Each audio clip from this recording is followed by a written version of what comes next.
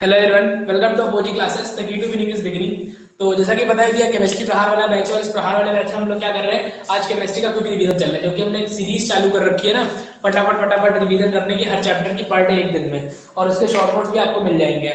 आपका काम क्या है कि क्लास में तो आप बने रहिए, क्लास में तो रिवीजन करिए ही करिए, और साथ में क्या है, जो शॉर्ट नोट्स मिले उन्हें तो खुद से पढ़ लीजिए, और अगर हो सके तो खुद से शॉर्ट नोट्स लिखते चलो, जो कि पॉसिबल मुश्किल है थोड़ा सा, लेकिन कोई बात नहीं। चलो तो देखो, आज का चैप्टर क्या है, पीरियोडिक टेबल हम लोग को रिवाइज करना है। आपके पेपर में पीरियोडिक टेबल में क्या आ रहा है, पीरियोडिक प्रॉपर्टीज आ रही है, ठीक है। और कुछ भी नहीं आ रहा, जितनी भी पीरियोडिक प्रॉपर्टीज है सिर्फ उतनी पढ़नी है, ठीक। तो चलो स्टार्ट करते हैं। देखो, थोड़ी सी बेसिक बात जान लेते हैं कि पीरियोडिक टेबल क्या होती है और उसके बारे में सारी आप कहानी, है ना। एक मिनट वेट करना, ठीक है।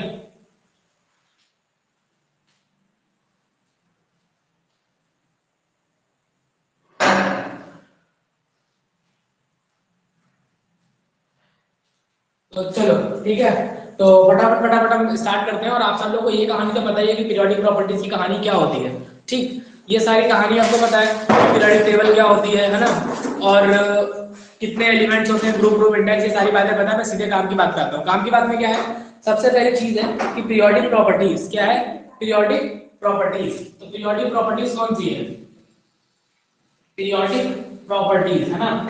पीरियोडिक प्रॉपर्टीज की अगर हम बात करते हैं तो कौन कौन सी पीरियोडिक प्रॉपर्टीज हमारे सिलेबस की हैं, तो देखो, आप सभी को पता है कि atomic size, metallic character, non metallic characters, है ना, आयोनाइजेशन पोटेंशियल, इलेक्ट्रॉन एफिनिटी और इलेक्ट्रोनेगेटिविटी, दीज टॉपिक्स हमारे क्या है, ये सिलेबस में है, जो कि हमें इन्हीं के बारे में पढ़ना है। इनमें क्या पढ़ना है, सारी बातें सभी को पता है कि इनके ये डेफिनेशंस क्या होती है और इनका ट्रेंड क्या होता है, और इसके अलावा कुछ भी हमें नहीं पढ़ना होता इन सब चीजों में, ठीक है। तो देखो, मैं नाम लिख करके टाइम वेस्ट नहीं कर रहा कि कौन कौन सी प्रॉपर्टीज हैं, सीधे स्टार्ट कर रहे हैं। तो सबसे पहली चीज आती है एटॉमिक साइज। क्या आती है, एटॉमिक साइज। एटॉमिक साइज क्या होता है ना, फटाक से बात करते हैं। एटॉमिक साइज क्या होता है, सभी को पता है कि न्यूक्लियस से लेकर के आउटर मोस्ट सेल तक का जो डिस्टेंस होता है उसे क्या बोलते हैं, एटॉमिक साइज बोलते हैं, है ना। इसकी दो तरह से डेफिनेशन डिफाइन की गई थी कि the distance from nucleus to outermost cell of the atom is known as atomic radius। और एक दूसरी डेफिनेशन किसने दी थी, वॉन्डर वॉल ने। वॉन्डर वॉल की डेफिनेशन पता है सभी को, जल्दी से बताओ, वॉन्डर वॉल की डेफिनेशन पता है। तो उन्होंने कहा था कि अगर हम टू कॉन्जिक्यूटिव एटम्स ले लें, टू कॉन्जिक्यूटिव एटम ले लें, तो उनके न्यूक्लियस के बीच जो डिस्टेंस है ना, डिस्टेंस बिटवीन न्यूक्लियस, इसके हाफ, इसका हाफ कर दे, इस डिस्टेंस का क्या कर दे, हाफ कर दे, तो वो जो हाफ निकल के आएगा उसे क्या बोल देंगे, रेडियस। क्या बोल देंगे, रेडियस ऑफ एटम, ठीक है। या रेडियस, कोई इसे रेडियस के आधार पे हम क्या डिफाइन करते हैं, एटॉमिक साइज डिफाइन करते हैं, ठीक है। जितना अधिक रेडियस होगा उतना बड़ा एटम होगा, ठीक है। ये बात सभी को क्लियर हो गई कि नहीं हो गई, ठीक। अब एटम के बारे में इतना तो मुझे, मेरे हिसाब से सभी को पता है कि न्यूक्लियस क्या होता है, सेल क्या होता है, ना पता हो तो फिर बहुत अच्छा, ठीक है, जिंदगी मस्त चल रही है। देखो, इतनी बात समझ में आ गई कि नहीं आ गई। अब एक बात यहाँ पे याद रखना वाला है कि आपको ये याद रखना है कि जो हम लोग मेजर करते हैं ना एटॉमिक रेडियस, वो एंगस्ट्रॉम में करते हैं। किसमें करते हैं, एंगस्ट्रॉम में। 1 एंगस्ट्रॉम इज इक्वल टू क्या होता है, 10 की पावर -10 मीटर, ठीक है। एक बात ये याद रखना। और इसके बाद एक पिकोमीटर आता है। क्या आता है, पिकोमीटर। 1 पिकोमीटर, 1 पिकोमीटर में कितने मीटर होते हैं, जल्दी से बताओ, कमेंट करके बताओ कि 1 पिकोमीटर में कितने मीटर होते हैं, ठीक है। अब देखो, अब इसका हमें चेक करना है वेरिएशन। क्या चेक करना है, वेरिएशन या ट्रेंड चेक करना है। ट्रेंड बोले तो आप लोगों को पता है कि हमारा पीरियोडिक टेबल होता है, इसमें 18 ग्रुप होते हैं, 7 क्या होते हैं, पीरियड्स होते हैं। इसके बाद एफ ब्लॉक को अलग से बना के दिया गया, एसपीडीएफ 4 ब्लॉक में बांटते हैं, है ना। ये सारी कहानी सबको पता है। आपको सिलेबस में थर्ड ग्रुप पढ़ना है, थर्ड ग्रुप वेरिएशन। देखो, पूरे सिलेबस में वेरिएशन थर्ड ग्रुप का याद करके जाना है, थर्ड वाले का, थर्ड पीरियड का पूरा पूरा याद करके जाना है। और ग्रुप नंबर 17 का हर एक चीज का वेरिएशन, चाहे वो मेटालिक कैरेक्टर हो, एटॉमिक साइज हो, चाहे कुछ भी हो, उसका वेरिएशन बिल्कुल रट के जाना है, वहां से एक क्वेश्चन आएगा जरूर, ठीक है। तो वही बताने जा रहा हूं मैं, है ना। 10 की पावर -15 गलत है, गलत है। 10 की पावर -15 गलत है। 1 picometre is equal to how much, जल्दी से बताओ, how much metres. 1 picometre is equal to how much metres, जल्दी बताओ, गलत है। अगर 1 पिकोमीटर इज इक्वल टू 10 की पावर -15 होता तो 1 फर्मी बराबर, ठीक है, 1 फर्मी, 1 फर्मी, है ना। वो तो अलग चीज हो गई। चलो जल्दी से बताओ, 10 की पावर -12, बात समझ में आया कि नहीं। 10 की पावर -12 मीटर, याद रखना।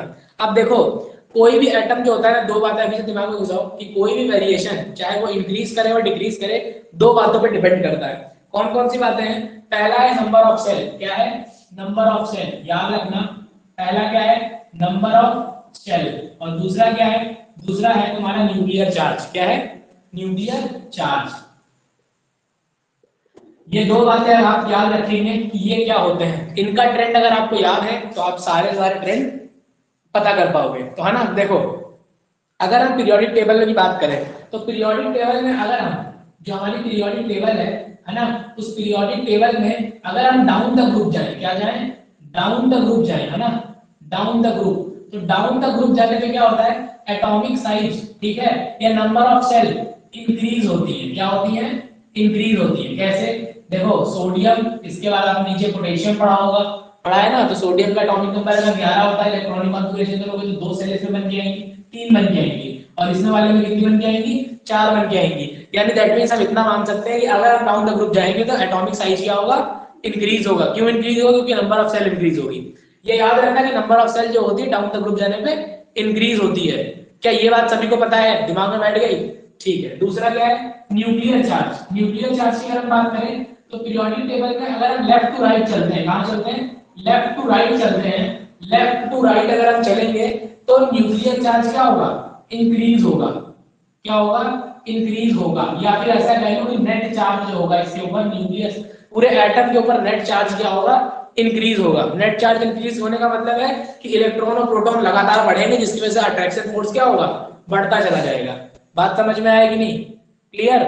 मतलब जैसे जैसे आप आगे की तरफ बढ़ोगे वैसे वैसे एटॉमिक नंबर बढ़ेगा। एटॉमिक नंबर बढ़ने का मतलब है कि नंबर ऑफ इलेक्ट्रॉन और प्रोटॉन बोथ आर इंक्रीजिंग। अगर दोनों इंक्रीज कर रहे हैं तो net force, net attraction force क्या होगा, बढ़ेगा, और वो अट्रैक्शन फोर्स ही हमें आगे काम के लिए आएगा। ठीक, तो दो बातें याद हो गई ना, कि नंबर ऑफ सेल कैसे वेरी करती है और चार्ज कैसे वेरी करता है। ठीक है, नेट चार्ज कैसे वेरी करता है, तो number of cell down the group increase होते हैं, है ना, और उधर क्या होते हैं, सेम रहते हैं।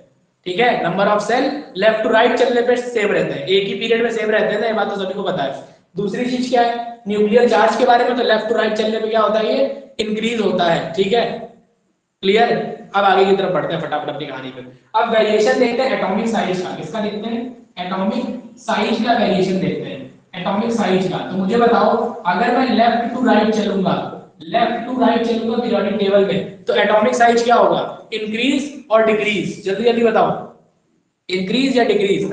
आज एक टेस्ट क्रिएट कर दीजिए फिजिक्स का, 3 सैंपल पेपर।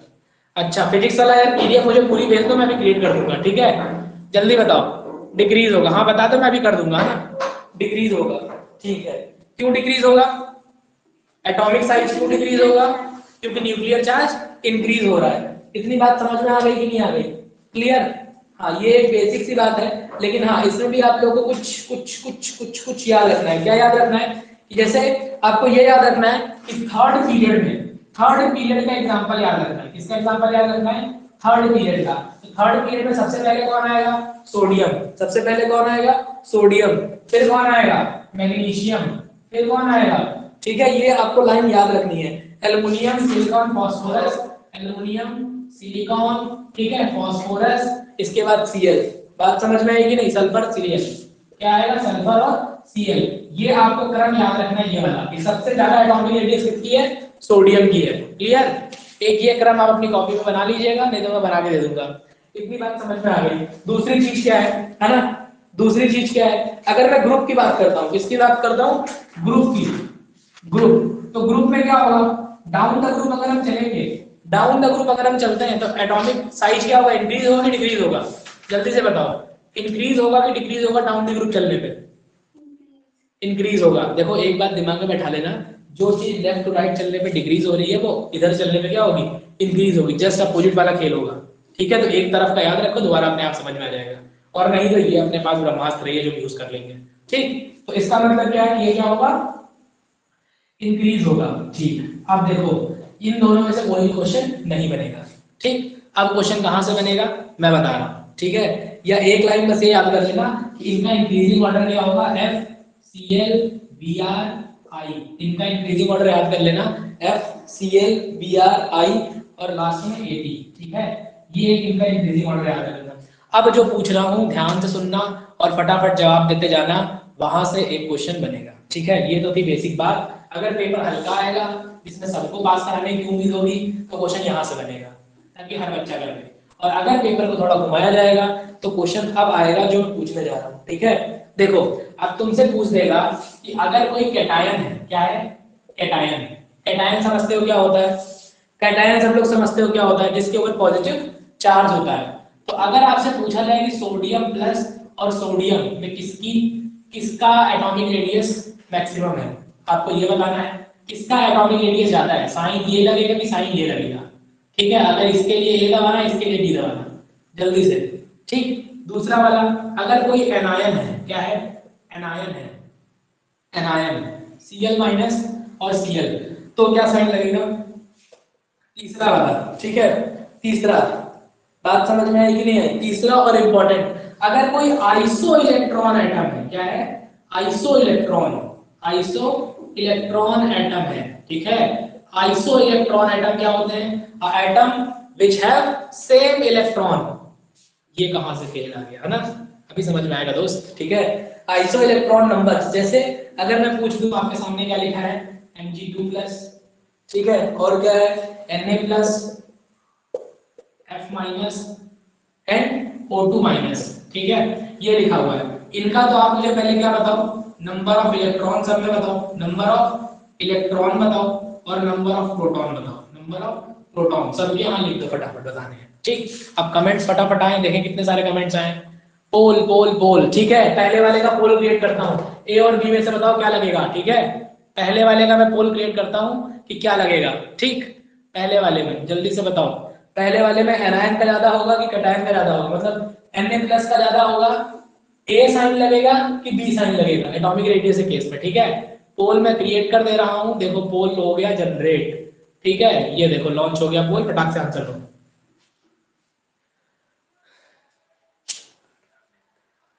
तीन लोगों का आंसर आ गया है, ए लगेगा कि बी लगेगा, एक कोई कैटायन है तो एटॉमिक रेडियस किसकी ज्यादा होगी, ए की कि बी की, जल्दी से बताओ। एटॉमिक रेडियस सोडियम Na+ की ज्यादा होगी कि Na की ज्यादा होगी, Na+ की ज्यादा होगी, ठीक है। अभी पोल का आंसर आया था, 10 सेकंड और रुको फटाक से, ठीक है, 30 सेकंड का पोल मैंने लगा के दिया है, ठीक। 5 लोगों का पोल है, 5 लोग देखते हैं, बाकी सारे लोग कहाँ है यार, क्या कर रहे हो, कौन से ट्रैफिक में फंसे बताओ। 5 लोगों का पोल है, मेरे हिसाब से पांचों का सही होना चाहिए, बहुत बढ़िया, जबरदस्त, शानदार, जिंदाबाद, ठीक है, बहुत सही, यानी अब आप लोग सही राह पे चल रहे हैं। दैट मींस ऑप्शन सही होगा बी वाला, बिकॉज अगर मैं इसका इलेक्ट्रॉनिक कॉन्फ़िगरेशन करूंगा, देखो अगर इसकी बात करें सोडियम प्लस की, तो सोडियम का एटॉमिक नंबर तो 11 होता है, इलेक्ट्रॉनिक कॉन्फ़िगरेशन करेंगे 2 8 और 1 आएगा, और Na+ तब आता है जब एक इलेक्ट्रॉन चला जाता है, यानी अब इसके पास 2 सेल बची और इसके पास कितनी सेल बची, 3, तो किसकी सेल ज्यादा है, इसकी, तो एटॉमिक रेडियस ज्यादा किसका है, Na का। तो कैटायन में हमेशा जिसके ऊपर पॉजिटिव चार्ज है उसकी सेल ऑलवेज क्या रहेगी, अपने पेरेंट एटम से लेस रहेगी, ठीक है। ये बात मैं शॉर्ट नोट्स में डाल दूंगा, आप याद कर लीजिएगा, ठीक। दूसरा, इसमें बताओ क्या लगेगा, नहीं इसमें नहीं पूछूंगा, अब इसमें इसका उल्टा लगेगा, सभी को पता है ना, इसमें एक इलेक्ट्रॉन आता है, दैट मींस इसकी ज्यादा रहेगी एनायन में। ये आइसो इलेक्ट्रॉन बताओ फटाफट, iso electron, number of electron magnesium Mg2+ में, इसमें नंबर ऑफ इलेक्ट्रॉन कितने होंगे, जल्दी बताओ, कमेंट करो, इसमें नंबर ऑफ इलेक्ट्रॉन कितने होंगे, पोल, अरे पहले इलेक्ट्रॉन बताओ फिर बताता हूं उनका क्रम क्या लिखना है। इससे बताओ नंबर ऑफ इलेक्ट्रॉन कितने होंगे, मैग्नीशियम में कितने होंगे, सोडियम में कितने होंगे, फ्लोरीन में कितने होंगे, ऑक्सीजन में कितने होंगे, O2 ना O लिखो, एक आइटम लिखो, जल्दी से बताओ। O2-, भैया नंबर ऑफ इलेक्ट्रॉन बताने हैं दोस्त, जागो ग्राहक, नंबर ऑफ इलेक्ट्रॉन मैग्नीशियम में बताओ, सोडियम में बताओ, फ्लोरीन में बताओ, ऑक्सीजन में बताओ, फटाक से। 2- लिखा है, क्यों, कितने होंगे मैग्नीशियम में, मैग्नीशियम का एटॉमिक नंबर होता है 12, 2 8 10 और 2 12, 2 निकल गए, 2 प्लस लगाया तो दैट मीन 10। इन सबके एटॉमिक नंबर कितने हैं, एटॉमिक इलेक्ट्रॉन 10 10 10, ठीक है। यहां तो निकलेंगे और यहाँ एक एक इलेक्ट्रॉन आ जाएंगे, फ्लोरीन का 9 और एक आ गया तो 10, और इसका क्या है 8, 2 आ गया तो 10, है ना। अब अगर बात करते हैं प्रोटॉन की, तो यहाँ नंबर ऑफ प्रोटॉन कितने हैं, नंबर ऑफ प्रोटॉन कितने हैं 12, ठीक है। सोडियम में 11, प्रोटॉन थोड़े निकल जाएंगे न्यूक्लियस से, वो तो सेम ही रहेंगे, है ना। अब बात आती है कि बताओ इनका ऑर्डर कैसा लगेगा, इनका ऑर्डर ऐसा लगेगा, ऐसा लगेगा, ऐसा लगेगा, या ऐसा लगेगा, ऐसा लगेगा, ऐसा लगेगा। ठीक, पहले वाले के लिए ए दबाएं, बाद वाले के लिए बी दबाएं। ठीक, आई एम जनरेटिंग द पोल। ठीक है, जनरेटिंग द पोल, जल्दी से बताओ। ठीक, इनका कैसा लगेगा, जल्दी से बताओ। इनका एटॉमिक, इनका जो तुम्हारा वो है size, atomic size increasing order में रहेगा कि डिक्रीजिंग ऑर्डर में रहेगा, कौन सा रहेगा, ये वाला रहेगा कि ये वाला रहेगा, जल्दी से बताओ। और रहेगा तो जो बताएगा उससे कारण भी पूछा जाएगा। समझ गए दोस्त? ठीक है शॉर्ट क्लास, मानते हैं शॉर्ट क्लास है क्योंकि रीजन है, but this is important question, so we will discuss this. ठीक है, जल्दी से बताओ, फटाफट फटाफट। 4 लोगों के अभी तक आंसर आए हैं, 5वें ने आंसर नहीं दिया है, क्यों? 3 2 1 दे दिया। ठीक है, चलो खत्म फटाक से। जहां तक उम्मीद की जा रही है सब सही बताएंगे, लेकिन नहीं, ऐसा नहीं है। 4 लोगों ने गलत बताया, 1 लोगों ने सही बताया है, बाकी लोग जीरा गोली खा गए हैं। ठीक है, इधर देखो, बाकी लोग क्या खा गए हैं? जीरा गोली खा गए हैं। ऐसा है? बिल्कुल नहीं है। ठीक है, 4 लोगों का सही है और 1 लोगों का गलत है। मैंने ऑप्शन पोल गलत टिक किया था। ठीक है, पोल गलत टिक किया था। ठीक, समझ नहीं आया, हाँ रॉन्ग पोल था, पोल गलत टिक था। ठीक है, देखें तो आपका दिमाग कितना काम करता है। देखो इधर देखो, इधर क्यों बढ़ जाएगा उसके पीछे रीजन देखो, है ना? रीजन क्या है इधर देखो, सुनो दोस्त, ये वाला आंसर बिल्कुल एग्जैक्ट होगा। क्यों एग्जैक्ट होगा? अच्छा, ये क्या पढ़े हो, nuclear charge left to right जाने में क्या करता है? इंक्रीज करता है। अभी देखो न्यूक्लियर चार्ज की बात करें तो यहाँ न्यूक्लियर चार्ज ज्यादा है, यहाँ उससे कम है, यहाँ उससे कम है, यहाँ सबसे कम है। समझ रहे हो? न्यूक्लियर चार्ज का मतलब समझ रहे हो ना? प्रोटॉन और न्यूट्रॉनों, प्रोटॉन और इलेक्ट्रॉन की संख्या देखी जाएगी कहाँ ज्यादा है। जहां ज्यादा होगी वहां फोर्स ज्यादा लगेगा, और फोर्स ज्यादा लगेगा तो साइज क्या हो जाएगा? कम हो जाएगा। बात समझ में आएगी नहीं? तो यहाँ ज्यादा नंबर ऑफ इलेक्ट्रॉन प्रोटॉन है, दैट मीन साइज कम हो जाएगा। यहाँ कम है, यहाँ उससे कम है, यहाँ उससे कम है, तो सबसे बड़ा कौन हो जाएगा? ये। तो याद रखना कि माइनस वालों की क्या हो जाती है? ज्यादा हो जाती है। और अगर नहीं दिमाग था तो यहाँ देख लेते दोस्त, अभी तो बताया था कि माइनस वालों का साइज बड़ा होता है, फिर जीरो वालों का आता है, फिर प्लस की तरफ बढ़ते हैं। तो ये माइनस वाले बड़े होंगे ना, जितना माइनस चार्ज बढ़ता जाएगा नंबर ऑफ इलेक्ट्रॉन ऐड होता जाएगा, और ये आइसो इलेक्ट्रॉनिक है तो नंबर ऑफ सेल तो सेम है ही है। समझ गए कि नहीं आ गए? क्लियर? कहानी समझ में आ गई? रिपीट, रिपीट कहने का मतलब ये है कि जहां पे नंबर ऑफ, देखो नेट चार्ज सबसे कम होगा, सेल पे भी डिपेंड करता है ना, माइनस देखते हैं थोड़ी। तो दोस्त यहाँ लिखा तो है आइसो इलेक्ट्रॉन, आइसो इलेक्ट्रॉन ये शो करता है कि नंबर ऑफ सेल सेम होंगी, क्योंकि इलेक्ट्रॉनिक कॉन्फ़िगरेशन करने पे नंबर ऑफ सेल सेम बनेंगी। समझ गए हैं? जागो दोस्त। ठीक है, ओ ठीक है, ओ ठीक है, चलो इतनी बात समझ में आ गई कि नहीं आ गई?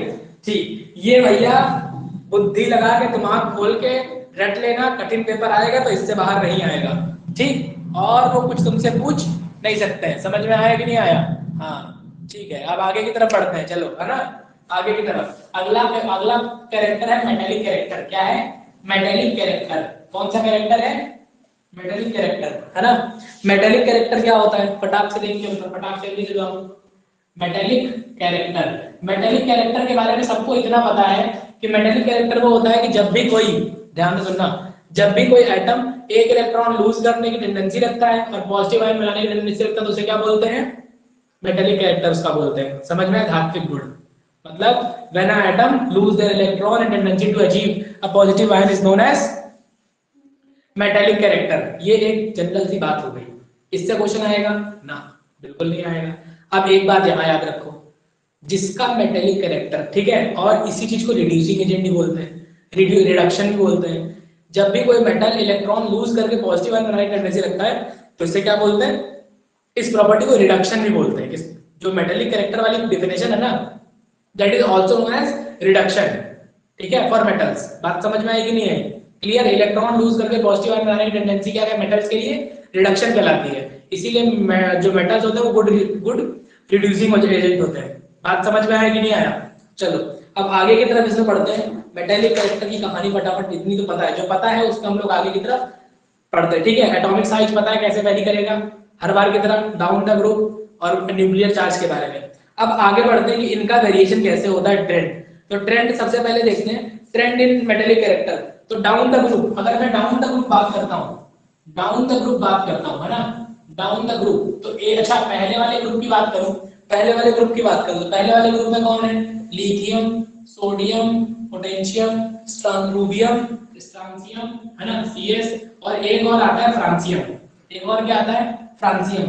लेकिन हम लोग जो कहते हैं ना, हम ये कहते हैं कि यहां से यहां तक, यहां से यहां तक, कहां तक, स्ट्रांसियम तक, जो एटॉमिक साइज मतलब जो इसका मेटालिक कैरेक्टर है वो इंक्रीज करता है।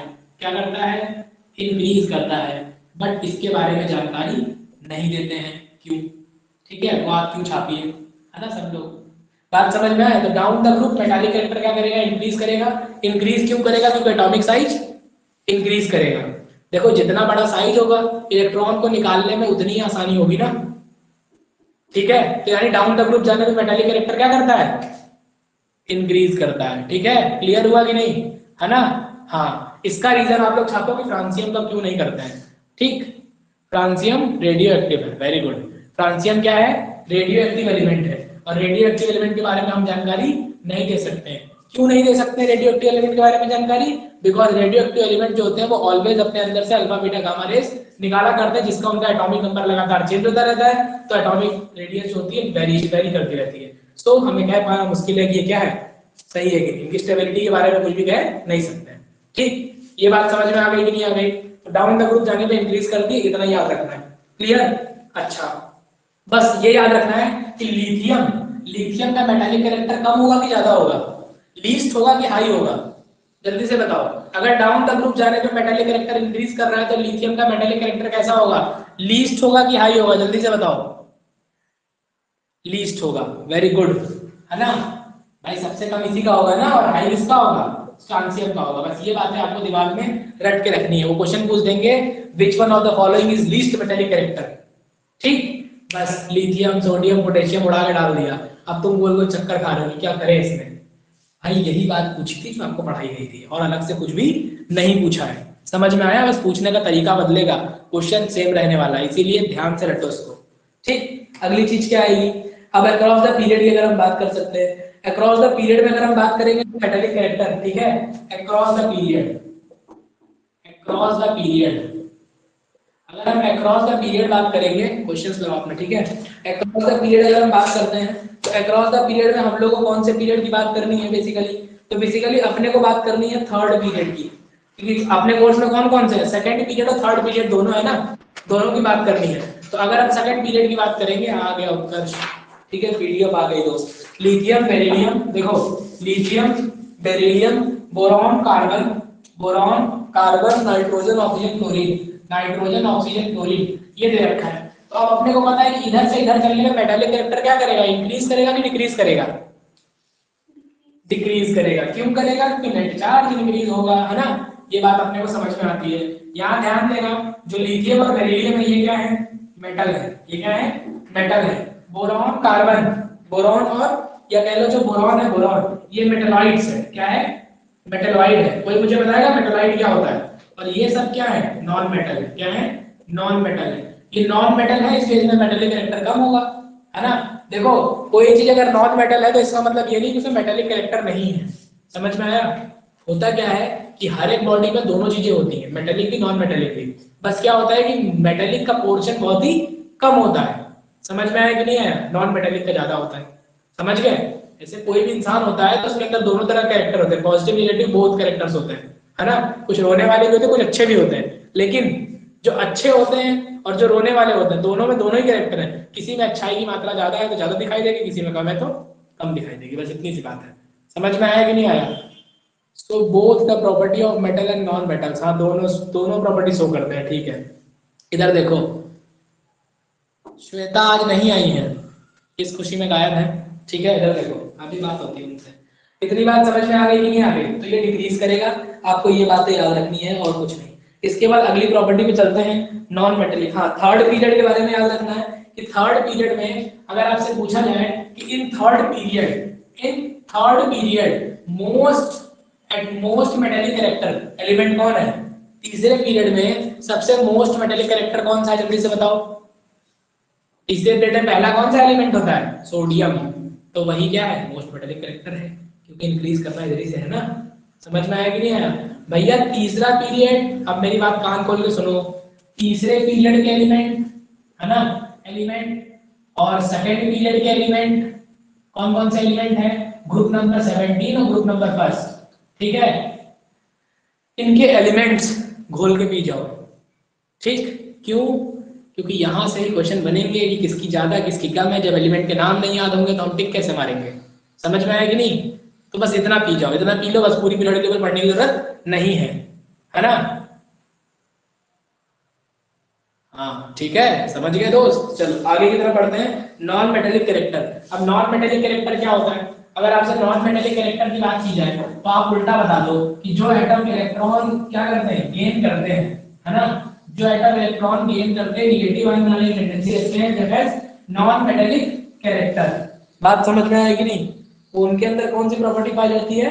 नॉन मेटेलिक कैरेक्टर प्रॉपर्टी पाई जाती है। क्लियर है ना?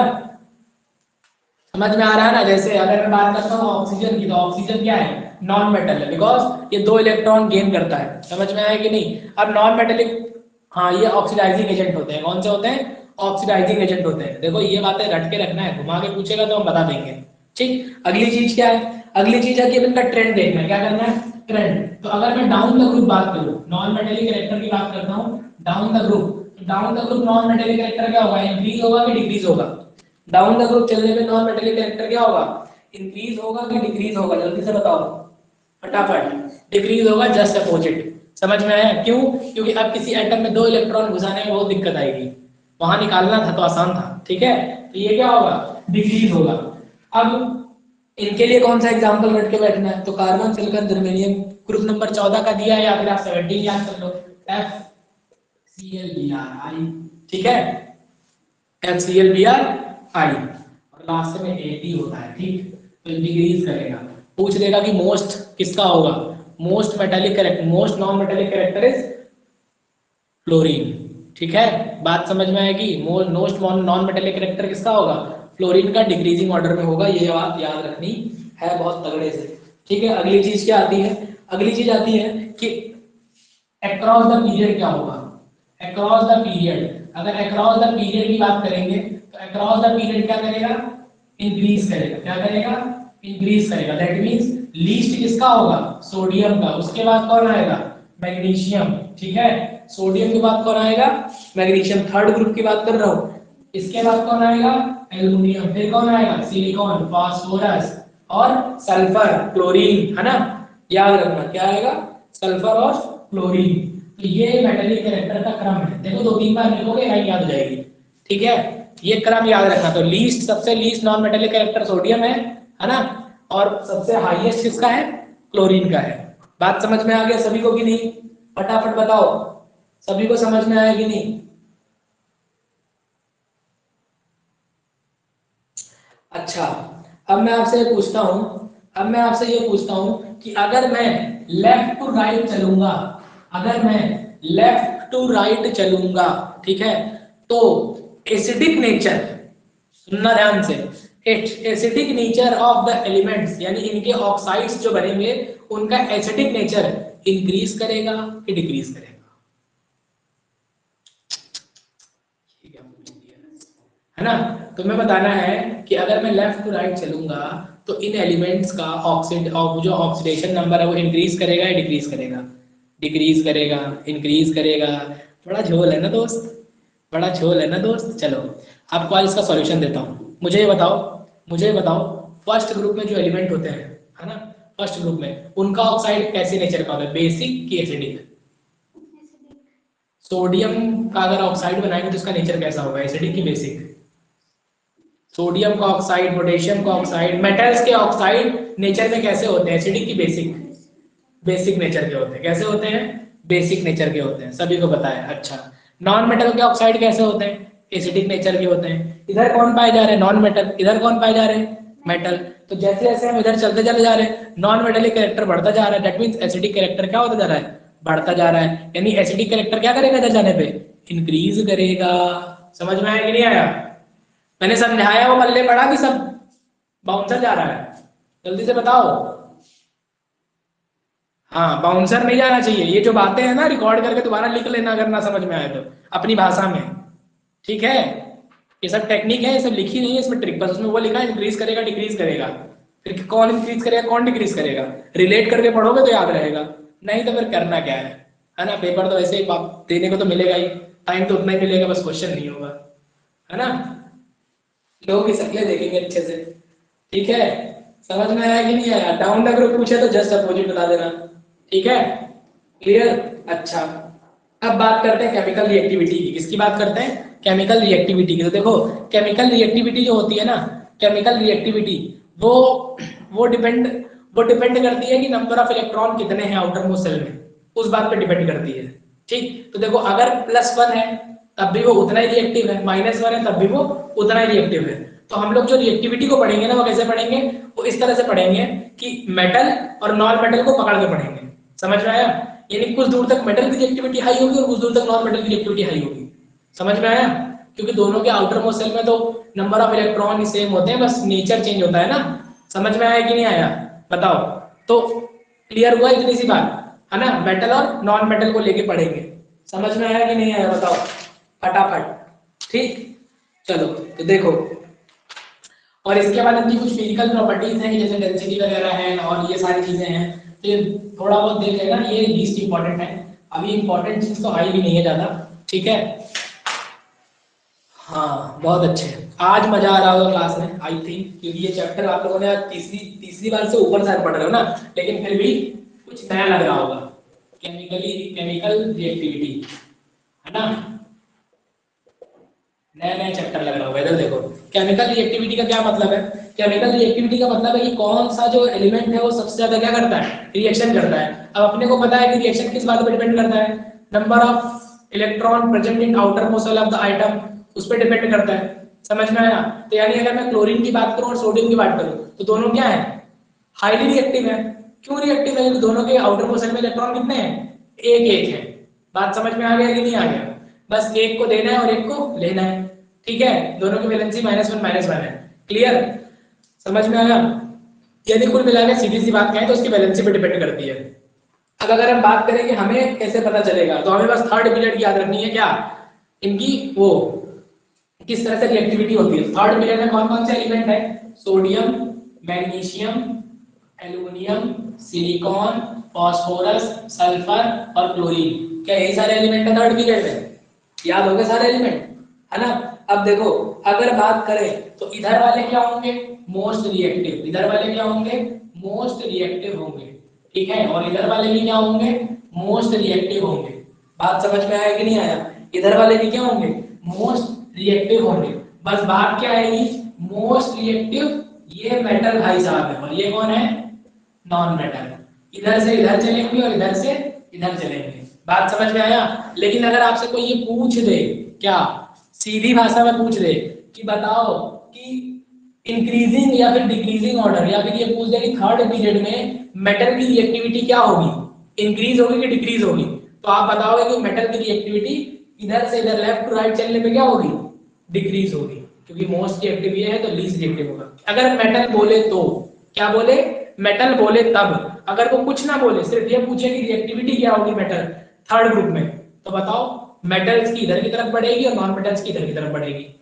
बात समझ में आया कि नहीं? वहां आने पे मेटल्स ही खत्म हो जाएगी, यहाँ जाने पे मतलब इधर जाने पे नॉन मेटल्स ही खत्म हो जाएगी, उधर जाने पे नॉन मेटल ही खत्म हो जाएगी।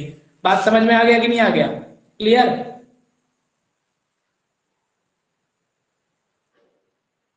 सही पे आके बराबर, हाँ ठीक है। बात समझ में आया कि नहीं आया? क्लियर?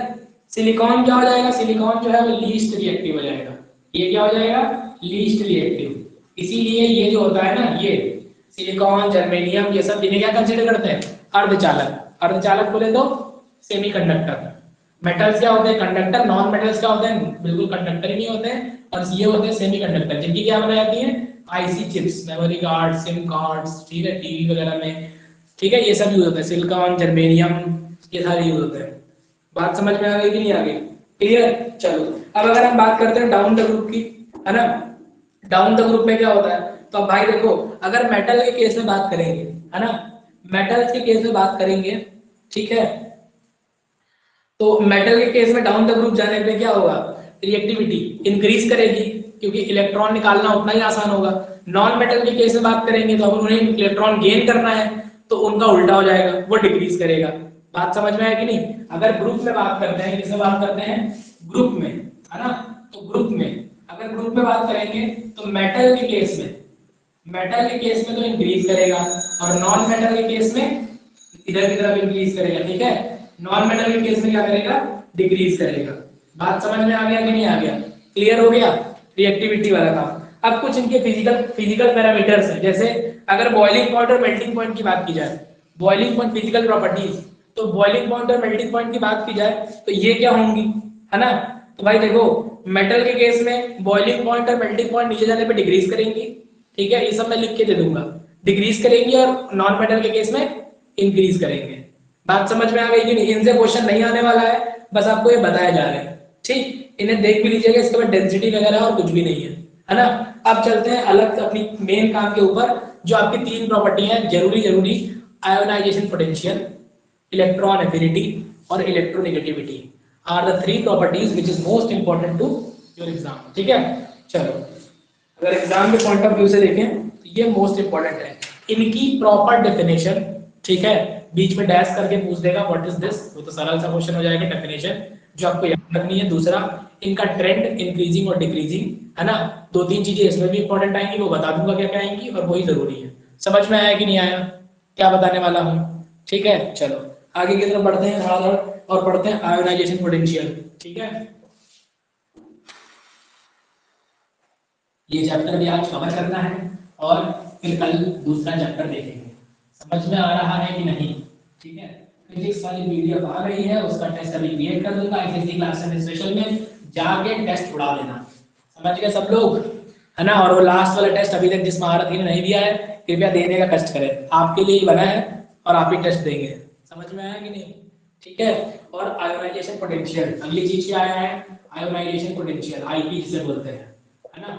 देखो इधर देखो, आयोनाइजेशन पोटेंशियल क्या होता है ना, किसी भी एटम के अंदर, है ना, किसी भी एटम से एक इलेक्ट्रॉन को निकालने के लिए जितनी मिनिमम एनर्जी की रिक्वायरमेंट होती है, दैट इज आयोनाइजेशन पोटेंशियल, ठीक है। ऐसे एन आइसोलेटेड एटम, आइसोलेटेड का मतलब समझते हो, विलगित, बिल्कुल अलग थलग, अकेला एटम, एटम अकेला रहता तो है नहीं वैसे, लेकिन हम मान के चल रहे डेफिनेशन देने के लिए, तो कोई भी एक ऐसा एटम जो कि आइसोलेटेड है, उसकी आउटर मोस्ट शेल से एक इलेक्ट्रॉन को अगर निकालना है तो कुछ ना कुछ एनर्जी देनी पड़ेगी, जितनी एनर्जी देनी पड़ेगी, है ना। मैथ की क्लास ना होगी, अच्छा पता नहीं दोस्त मुझे होगी कि नहीं, लेकिन पीडीएफ आपका मतलब क्वेश्चंस और टेस्ट आपके लिए क्रिएट कर दी जाएंगे जो आपको मिल जाएंगे।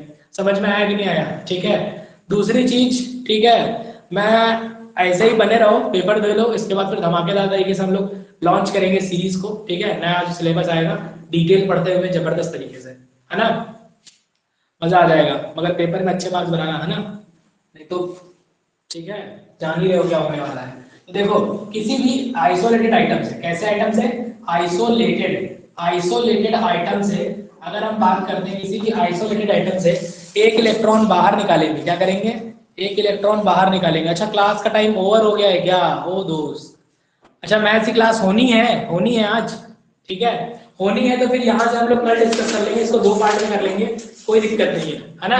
मैथ्स की क्लास होनी है, आप लोग जाएं, जाके मैथ्स की क्लास करें, ठीक है। हम कल डिस्कस कर लेंगे, मैंने टाइम देखा नहीं, ठीक है, सो सॉरी। समझ गया कि नहीं? पता नहीं भैया होनी है कि नहीं, भैया ने अभी तक कोई मैसेज नहीं डाला है, तो मैसेज करके कॉल करके पूछ लो, और फिर बाकी आगे की बात कल डिस्कस कर लेंगे, नहीं तो ओवर बर्डन भी हो जाएगा। समझ गए? और इतना कृपया रिवाइज करके जरूर आए। पहली बात मेरी कान खोल के सुन लो, पहली बात मेरी कान खोल के सुनो कि जितना जितना मैं डेली डेली पढ़ा रहा हूँ, एज इट इज शाम तक उसे रिवाइज कर लिया करो, और रिवाइज करके ही क्लास में बैठा करो, नहीं तो मेरे पढ़ाने का और आगे पढ़ने का कोई फायदा नहीं है। जैसे पहले थे वैसे अभी फायदा क्या है, ठीक है। रिवीजन इज मस्ट इंपॉर्टेंट, ठीक, और बार बार रिवीजन करो, ठीक है। और हाँ, सबके सब फीस सबमिट कर दो। समझ में आया कि नहीं आया? क्लियर? ओके, भाग गया क्या फीस वाले? ठीक है, ये बताता हूँ, समझ गए? चलो फिर मिलते हैं, है ना। नेक्स्ट डे इसी के साथ में आ गया है ना। चलो ओके बाय, टेक केयर, जय हिंद। टेस्ट जरूर देना जाके, क्रिएट करता हूँ अभी।